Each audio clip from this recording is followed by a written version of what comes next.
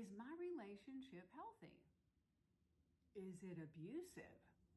Is it emotionally, spiritually, physically, or psychologically abusive?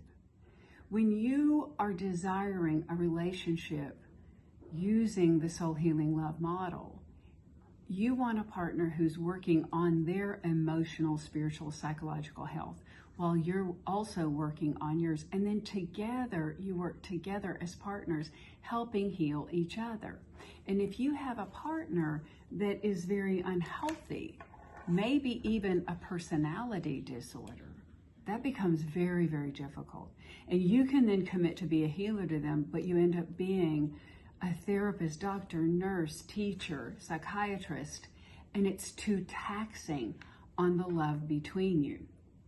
So we're going to look at unhealthy or destructive relationship patterns, and you're going to begin to assess if that's healthy or not. Now, remember, not every single one. If you have one of these, that's it. I got to end this marriage, or we need therapy.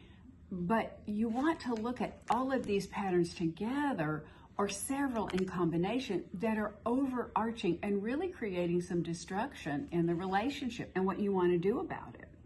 Now, a big one is when the wife declares a need and she says, "You're very critical of the way I do yard work. I'm a little person and I can't do all the things that you do." And rather than feeling appreciative that I'll get out there and lay sod, I'll get out there and trim hedges in the heat, I don't mind that, you criticize things that I do that sometimes I think I probably shouldn't even be expected to do. And it really hurts my feelings. And she gets a little tear in the corner of her eye. Oh, for Pete's sake. That is just too sensitive. You know, I didn't mean anything by that. Look, I just know how to do the yard better because I'm a better yard man. Ouch. Sounds unhealthy to me. Now, I've been told I'm too sensitive my whole life by my family. Finally, I shut them up one day by saying, I make a fine living with my extreme sensitivity. I'm intuitive and I'm an empath and I help get in touch with people's pain. So I'd like for you to stop calling me too sensitive. That did it for them. They didn't. They didn't call me too sensitive anymore. Tom and I are two very sensitive people. And we don't call each other too sensitive because we know if it hurts you, I really want to address it. So you're too sensitive. Ooh, watch out for that one. Ordering you to look different. Now, he says, like, my hair can be really curly if I don't curl it. And he'll say, I like your hair better straight.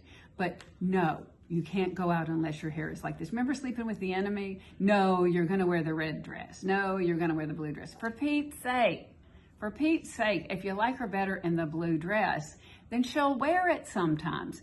But I think she's old enough to dress herself. If you say, you don't match your colors well, honey, you're partially colorblind, let me help you, it's all a different story. But the ordering or demanding or insisting, not so good. Being told to be different, you're too serious, you're too stoic, you're too fat, you don't remember anything, you're always forgetting important things from me instead of, what's going on, hon? You see the difference? Hey, what's going on? I was just noticing that, you know, that the ball is getting dropped in some ways. Are we okay? Tell me a little bit about what's going on in your life. And she may say she's stressed or she's going through a difficult time. At this point in life, we have a lot of stress on us. And with COVID and the practice, and are we going to be in or out, mask or not mask, I'll forget everything. I jokingly say to Tom, he starts a sentence out with, did you remember? And he goes, never mind. Because we help each other remember. Concentration and focus are one of the first things that goes when you're stressed. So rather than getting on her about forgetting, how about talking to her about, if you have ADD, I think we need to go take a look at you getting medication because we haven't looked at it before, but your stress level is high and it is getting acute in a very non-judgmental, non-critical way. Denying or defending your perceptions. And that would be when I say, why did you fold the clothes and put them on the stairs? Why did you do that? And she says, well, I was kind of hoping you guys would pick them all up and take them upstairs to your various rooms because I folded them. That is wrong. You should not do that. That is demeaning to us. It's your duty and your job. Do you hear the ordering and the demanding? To which you reply, that's harsh. I think you guys are grown up enough and adult enough to put your clothes upstairs, but more than that, you don't need to be harsh with me. To which he says, I have a right to my feelings and opinions. They're my feelings and opinions, and I need to be able to have those feelings and opinions. And if I can't, you're being unfair to me. So not saying, hey, honey, guess what, honey? We say this will save your marriage. Are you ready for this phrase? It will save your marriage. Honey, you may be right. You may be right. Let me think about that. Let me think about that. Let me look at what you're saying, because I respect you and I want to honor what you're saying and honor your feelings.